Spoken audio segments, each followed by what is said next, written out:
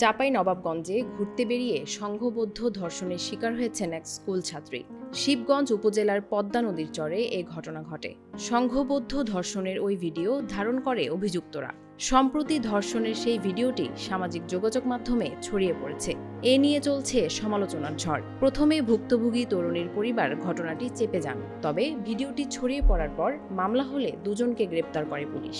গ্রেপ্তারকৃতরা আদালতে ১৬৪ ধারায় স্বীকারোক্তিমূলক জবানবন্দি দিয়েছেন। অভিযুক্তদের কঠোর শাস্তির দাবি পরিবার ও স্থানীয়দের। পুলিশ জানিয়েছে, ধর্ষণের ঘটনাটি গত এপ্রিল মাসের। ওই তরুণীর সঙ্গে আসামি নয়নের প্রেমের সম্পর্ক ছিল। ওই সম্পর্কের সূত্র ধরে শিক্ষার্থীকে পদ্মার চরে ঘুরতে নিয়ে যায়। সেখানে তাকে ধর্ষণ করা হয়। ভুক্তভোগী তরুণী শিবগঞ্জের একটি বিদ্যালয়ের ১০ম শ্রেণীর শিক্ষার্থী। ওই ঘটনায় ভুক্তভোগী তরুণীর মা বাদী হয়ে মামলা দায়ের করেছেন এবং ৩ আসামির মধ্যে প্রেমিক সহ দুজনকে গ্রেপ্তার করা হয়েছে। গ্রেপ্তারকৃতরা হলেন শিবগঞ্জ উপজেলার মনাকষা গ্রামের লুৎফর রহমানের ছেলে ইমন আলী, একই এলাকার মোহাম্মদ মুকিমের ছেলে মোহাম্মদ নয়ন আলী। পরিবারের অভিযোগ, দুই বান্ধবীর সঙ্গে শিবগঞ্জ উপজেলার পাকা ইউনিয়নের দুর্গম পদ্মাচরে ঘুরতে যায় ভুক্তভোগী স্কুল ছাত্রী। এ সময় তারা পরিকল্পিতভাবে ৩ যুবকের হাতে তুলে দেয়। সেখানেই সংঘবদ্ধ ধর্ষণের শিকার হন ছাত্রীটি। এই ঘটনাটির তদন্ত করে অভিযুক্তদের বিচার দাবি তাদের। আমি সরকারি আবেদন জানাই, আমার মেয়ে ধর্ষিত হয়েছে।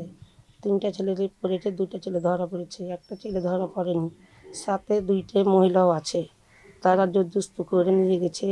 তাদের নাম হচ্ছে আন্নিকা আর একটা হচ্ছে সুরাইয়া। তাদেরও বিচার চাই আমি, তাদের কঠিন বিচার চাই। মেয়ে হয়ে মহিলা না, মেয়ে হয়ে কেন মেয়েটা জীবনে সর্বনাশ করবে, আমি তাদেরও বিচার চাই। মা হয়ে আমি আর প্রতিশোধ চাই। আমি আবেদন জানাই, আমি সরকারের কাছে এটা ন্যায্য বিচার চাই।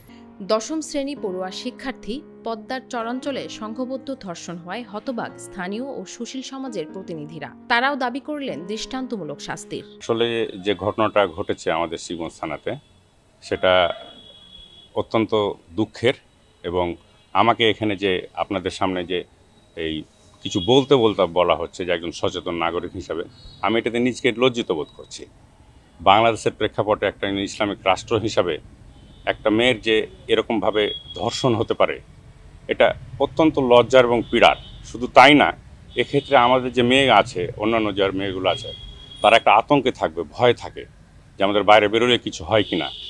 মাত্র 10ম শ্রেণীতে পড়ুয়া একটা মেয়েকে তার সম্ভবত তার বন্ধুরা তাকে নিয়ে যে তাকে ভুলিয়ে ভালিয়ে একটা অরক্ষিত এলাকায় নিয়ে যেভাবে ধর্ষণ করেছে, এটা আমাদের খুব আতঙ্কগ্রস্ত করে তুলেছে। আমরা চাই যে এই ধরনের ঘটনা যেন না ঘটে, এই অরক্ষিত এলাকাগুলো যেন প্রশাসনের দৃষ্টিতে আসে এবং যে সমস্ত অপরাধীরা এই ধরনের ঘৃণ্য কার্যক্রম চালিয়েছে তাদেরকে যেন অনতিবিলম্বে দৃষ্টান্তমূলক শাস্তি দেওয়া হয়। চাঁপাইনবাবগঞ্জের অতিরিক্ত police super ANM Wasim Firoz বলেন, পুলিশ মূল আসামিদের গ্রেপ্তার করেছে, কিন্তু তার আগেই ভিডিওটি ছড়িয়ে যায় সামাজিক যোগাযোগ মাধ্যমে।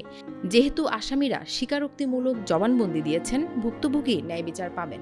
ঘটনায় মামলা হয়েছে এবং মামলা হওয়ার সাথে সাথেই আমরা 2 জনকে গ্রেপ্তার করেছি এবং বিজ্ঞ আদালতে সোপর্দ করেছি। তাদের মধ্যে একজন বিজ্ঞ আদালতে স্বীকারোক্তিমূলক জবানবন্দি প্রদান করেছে। তারা আসলে চাঁপাইনবাবগঞ্জে ছিল না, চাঁপাইনবাবগঞ্জের বাহিরে পলাতক ছিল। আমরা আমাদের দক্ষ টিম, থানা এবং জেলা গোয়েন্দা শাখার সহযোগিতায় আমরা তাদেরকে গ্রেপ্তার করতে সক্ষম হয়েছি। দিন দিন অপ্রীতিরোধ্য হয়ে উঠছে কিশোর গ্যাং। অরক্ষিত পদ্মাচরে ঘটেছে এমন নেক্কারজনক ঘটনা, যা ভাবিয়ে তুলেছে প্রশাসন সহ অভিভাবকদের।